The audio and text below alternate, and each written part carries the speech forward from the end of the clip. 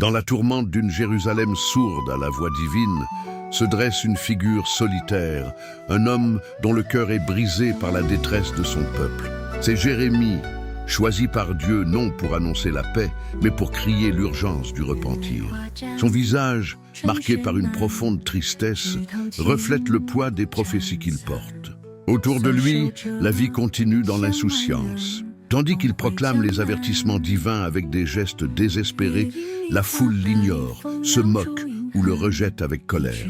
Les scènes de son ministère sont juxtaposées à des images frappantes de l'idolâtrie et de l'injustice qui gangrènent la cité sainte, montrant le fossé grandissant entre Dieu et son peuple élu.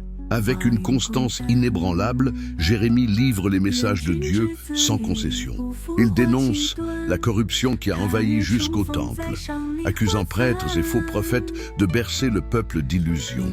Il rappelle l'alliance rompue, le pacte sacré bafoué par l'adoration d'idoles de bois et de pierre. Mais ces paroles se heurtent à un mur d'indifférence. Le peuple de Juda, obstiné, s'enfonce dans ses péchés. Des visions symboliques ponctuent son discours.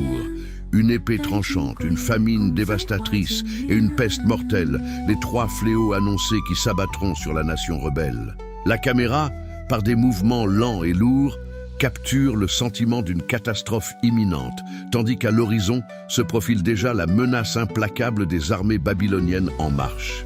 La terrible réalité finit par rattraper la prophétie. Les puissantes murailles de Jérusalem ne sont plus qu'un obstacle dérisoire face à la machine de guerre de Babylone. La ville est assiégée et les cris d'angoisse remplacent les chants d'insouciance. Bientôt, une fumée noire s'élève du temple de Salomon, autrefois splendeur d'Israël, désormais en proie aux flammes dévorantes. La cité n'est plus qu'un champ de ruines. Le point culminant de cette tragédie est l'image de Jérémie, le prophète des larmes.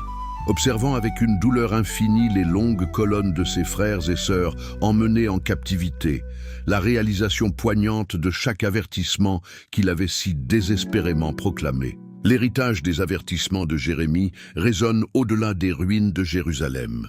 Assis au milieu de la désolation, le prophète médite non pas sur la colère de Dieu, mais sur sa justice parfaite et sa patience épuisée.